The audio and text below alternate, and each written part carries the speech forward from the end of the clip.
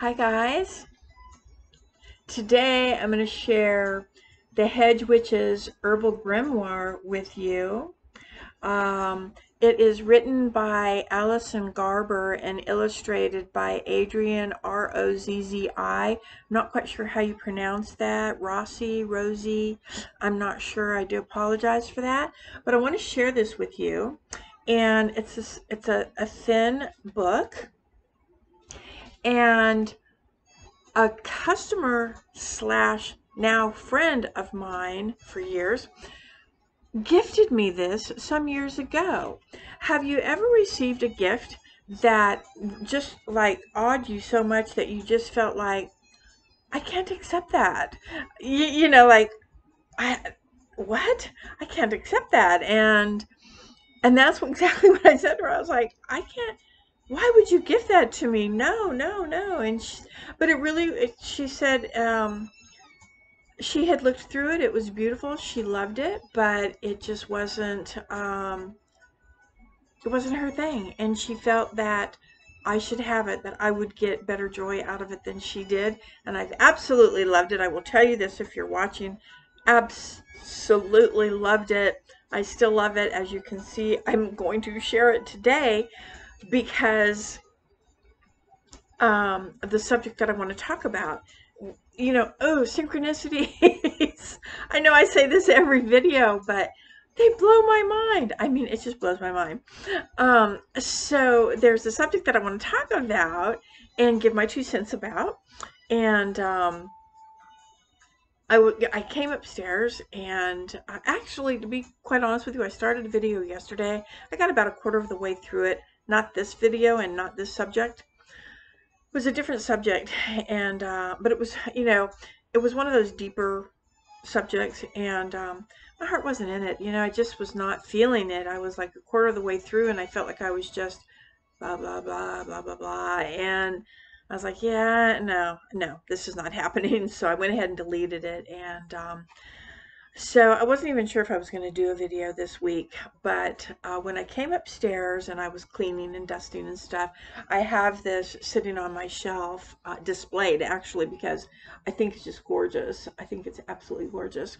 And so I have it displayed, so I had to pick it up and move it. When I picked it up, of course, then I started looking through it again, and lo and behold, I came across one of the pages that I went, that's on my list of things to talk about. I've been wanting to talk about this subject for a while now, and I just haven't. So today's a good day. And so the synchronicities of finding that in here and not really thinking, I don't know if I'm going to do a video today, and then finding the subject in the book and going, that is on my list. I'm going to go ahead and get that out today. But if you're interested in getting this book, now I don't know if they still have it or not, but she got it at the Poison Apple print shop, which I was aware of. I have purchased a few things from them, and through their Instagram account is how I found them. And one of my friends posted it or something. I don't know how it works, and or maybe it was Pinterest. I'm not sure, but yeah, you should check it out. It's poisonappleprintshop.com, and excuse me. And so yeah, so the art is tremendous. She's really, really great. So I'm going to share this with you today, and I don't want to bend back the pages, but this is the first, the introduction, or the first page. The font is just beautiful, it's real witchy feeling. And then her first page is Introduction to Wild Crafting. Excuse me, I apologize. Introduction to Witchcrafting, I mean. And this is what it looks like.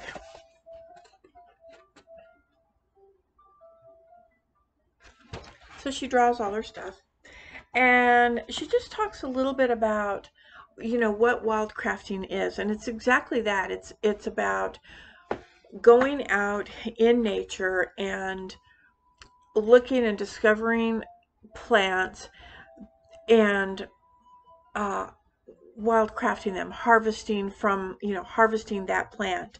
But to understand that the plants have spirit, plants have vibration, plants have personalities, plants are poisonous, and so all the different things about the plants. And she also talks about how it's really important that if you're going to be into wildcrafting, or and I really took it a step further than that. You know, I'm a nature person. You know, I'm always out in the woods. I've shown you a ton of stuff that I've found. In fact, day before yesterday, Sunday, um, we were standing out in the driveway talking to a friend, my husband and I, and I looked down and there was a cardinal feather. And I went, oh, and I picked it up and I said, a cardinal feather. And they looked at me and they just kept on about their business. But, you know, for me, that was a gift. And, you know, I made sure I said thank you. And so then that is the other thing that she talks about, is making sure she has this list. It's called the Ethics and Tools of Witchcrafting Herbs. And so tools would be making sure that you have a like a bowling or an herb cutting knife or scissors, something like that, where you can cut.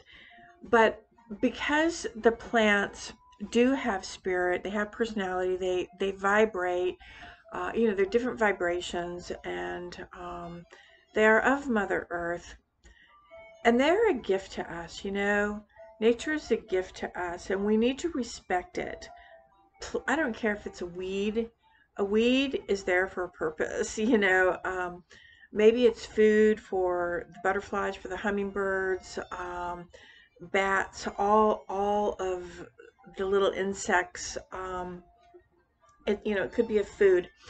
So, so she talks about respecting that when you're harvesting, is to make sure that you only take what you need, and you always want to make sure that you ask permission of the plant, um, if you have permission to please harvest from them what you need. So by that, say you come upon, like, okay, I have a ton of rosemary. I have a ton of rosemary. And earlier this year, well, in the spring, I have one area that used to be a really, really nice herb garden. And I will just be honest with you and tell you that it got out of hand, and it is completely grown over now with poison ivy and Virginia creeper, I think is what it's called. I used to call it creeping Virginia. My husband goes, it's Virginia creeper. But completely grown over with that. And there is this humongous rosemary plant growing in there.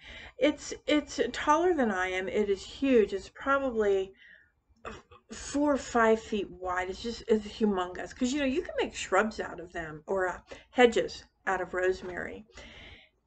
However, and it's a different kind of rosemary than what I have close to the house. This is out by my gazebo.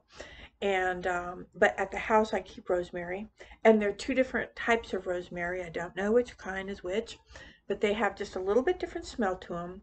So when I'm making, if I need rosemary for, I'm putting it in the cauldron burn for bugs, or as an offering, or I'm making a smudge stick, or I'm making an incense, or whatever it is, I don't go out and just, you know, whack off a bunch of stems.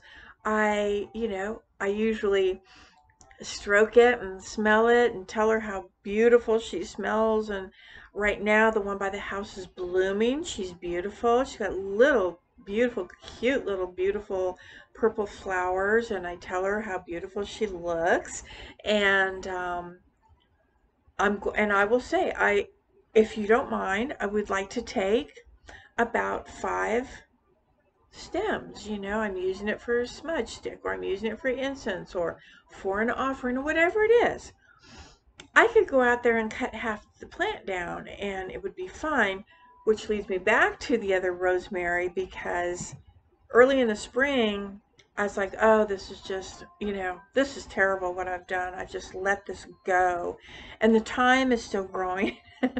And I think there's probably some mint in there because you can't kill either one of those. And then this gigantic rosemary. And the only way I can get in there is to cut the rosemary. So I got the first half of it done, not even half, like the first quarter of it done of the little garden area cut back, and there was so much poison ivy and stuff. I had to quit.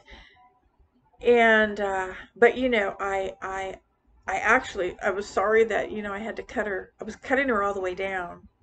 I had to, but I didn't. She's still there. I only cut part of it. So maybe she'll come back. But that area has to be taken care of. It's terrible. So anyway, yeah, so just be grateful. Leave a gift, even if you dry your rosemary and you go out and say, this is what I created from you. Thank you. And, sprinkle it around her, whatever you want. It could be some dirt. You could give her a crystal, whatever, some fresh dirt, whatever it is that you have. Give her a drink of water, some special water, something like that. So in the book, all right, she will, oh, it's hard for me to see. Okay, so she will go out and she does an illustration of the plant, and then she'll write a little blurb about it. Let me see. This is burdock root. I just, on this page. And this is the medicinal uses. That's not burdock root, is it? Oh, it is. I'll see. There you go. You learn something every day. I am not good with identifying plants. That's the other thing she talks about. Going out in all seasons, which, winter is not my season, but she has a point. She has a really good point. And someone told me about this app. It's called, because I'm horrible at identifying plants. And I work with herbs. I work with herbs. Fire, then herbs. Those are my two things that I work with. But my herbs are always dry, so I don't know what that is. If there were 10 herbs in front of me in baggies, I wouldn't know unless they had labels on them what they were. Or even if you said, oh, that's mugwort. I don't know what mugwort looks like. I couldn't identify it, really. So there's this, I've got this app. It's called Google Lens. It was already on my phone, and I just installed it, and now you take a picture of whatever it is. And like I took a picture the other day. I thought it was an aster. I thought that's what they were. So look at the pretty aster. And I took a picture of it and then identified it, and it's actually called a mist flower. It had a bunch of other names, but mist flower was easier for me to remember. So that's a pretty good app. And but here's the thing, you know what? I don't go out in the winter. And I think just by reading that little thing right there, I think that I miss a lot. There's a lot of things that I miss. I'm out in nature all the time. Anytime that I can get outside on my days off, or we'll be driving down the road. My husband hates this. I'll be like, oh, pull over, pull over, pull over. I would say 8 times out of 10, he does not. He keeps on going, what was it? Well, by then it's too late. But sometimes he will. And I just have to take a picture of whatever it is. It might be a plant, maybe it's a sunset, who knows. But not in the winter because I don't like it. So I think that I am missing a ton of beauty. A ton of information is out there during winter, and I'm missing it because I do not like the cold. So I'm going to try to fix that this year. I'm not going to say that I'm going to go out and I'm going to like the cold, but I'm going to go out and I'm going to experience what winter has to offer. So I saw something. So here's mugwort. Oh, I like this one. Here's mugwort. Hard for me to see. There's mugwort. And she just writes all, it's like this is her little grimoire, and she just wrote all over and drew pictures of the Ouroboros. Beautiful, beautiful, beautiful. Mugwort commonly found along sunny ditches and roadsides. Mullein, plantain. She has this in the back. Beautiful art. Suggested readings and different books that she has, or books that she suggests. And then she has this, which talks about her, the author, and the illustrator. And this was 2015. So it's beautiful. Okay, so there it is. The Hedge Witch's Herbal Grimoire. The Poison Apple Print Shop is, I don't know if they still have them available or not, but you can check. And if they don't, they have other things that are really, really phenomenal. I do really, I like her work a lot. All right, so that sort of led me into, herbs, and this is something that I've had on my list. All right, I sell different types of sage at my store. Now, I sell white sage, desert sage. We sell sage bundles, plain white sage, mixed white sage with lavender, or white sage with, like, we have a dragon's blood. It's called dragon's blood sage, but it's just white sage that's been rolled in dragon's blood resin, or powder. Blue sage, sage and sweetgrass, sage and lavender, plain lavender, cedar, all different kinds of sage / smudge sticks. Now, as someone who likes to think that since I work with the earth, I do try to be as environmentally aware as I can. And I think there was at a time when white sage, there was some concern about it being depleted. And so a lot of people were coming in wanting to know if it had been ethically sourced. And my answer is always, I can only do the best I can when I'm ordering it from suppliers that I trust, that I think are reputable, that have the same concerns that I do. And that's all I know. But I know recently, I don't know how many years now, but I know that now there are sage farms being where they grow sage, specifically for harvesting, just like they do Christmas trees. There's we hate it. They're cutting down the Christmas trees. Well, most of them are farms. They actually plant different types of pine trees, fir trees, etc., to grow on their private property. That's considered a farm. So then, is that ethically resourced? Yeah, and it's for profit. Well, if it wasn't for profit, you wouldn't be coming into the store looking for white sage that was ethically sourced, because I can't grow enough sage to supply my community with.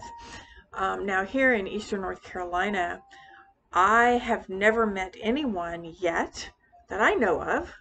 Of course, I haven't asked everyone, but I've never seen it, white sage, white desert sage. I've never seen that here in Eastern North Carolina because we're a very wet, humid state, and I don't think that it grows here. I don't think that it can grow well. But what does grow here is garden sage, and that is what I use. Now, I do use desert sage. It's not my favorite. I actually don't like sage. I don't like the smell of it.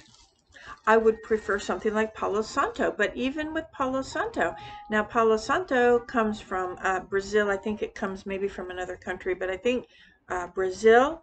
And you know, there's a thing about that. Well, from my research, the trees are actually not allowed to be cut down, that they can only harvest whatever wood has fallen on the ground. But I also read somewhere that they have Palo farms, so I really don't know. I can only go by resources that I consider reputable when I order my supplies for the store. Now, this right here,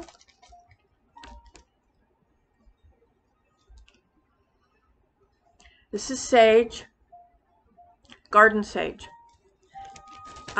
food sage. I buy sage plants in, now it's a perennial, so it comes back every year. I've got two different types of garden sage. They have just like the rosemary, they have just slightly different smell to them. And they grow just a little bit different. One stays low, the other one is tall and spiny, kind of weird. But I only take what I need. I don't burn sage in the house. I don't like it, so I don't burn it in the house. I'll use Palo Santo or a lavender or rosemary, something like that, if I need to burn in the house. But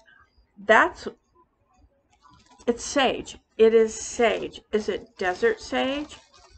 No. Is it ethically resourced? Yeah, came out of my garden. Came out of my garden. So if you're concerned about that, then grow your own things and then you don't have to worry about it. That's what we should be doing, you know. There's other things that you can use besides white sage. If you're concerned about that, I wouldn't do it. Because like I said, I can only go off of what my suppliers tell me. This is, not that, this. I'm not going to take it out because the bag's ripped. I don't know if you can see that. This is lavender. Oh, that's what this is. So this right here, this is what I use in my burner, my charcoal burner. This is sage, lavender because I can see it, and I'll bet you rosemary.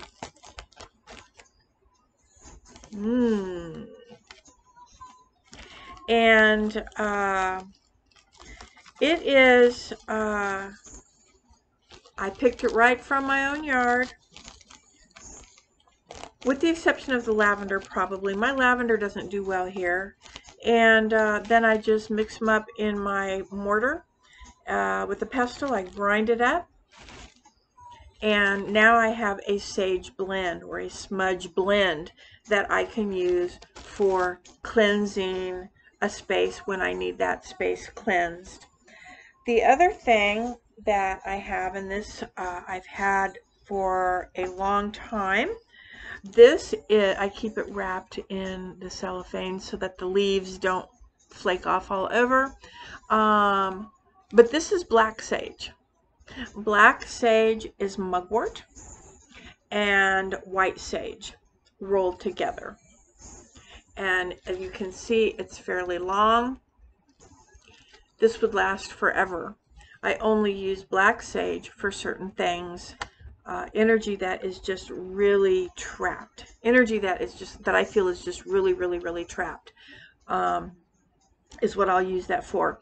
But I really kind of wanted to just talk about, you know, the, you know, should we even be using sage, smudging and stuff like that? because I know about the controversies and using rituals and using things from other religions and other cultures. And I really, in my heart of hearts, I feel that if I am being true to the plant, if I'm harvesting it myself and I'm thanking the plant and I'm using it in sacred space and I'm using it for something sacred, and I'm not running around the house going, get out you ghost, being silly with it, if I'm being respectful with it, I feel that that would be acceptable in other cultures.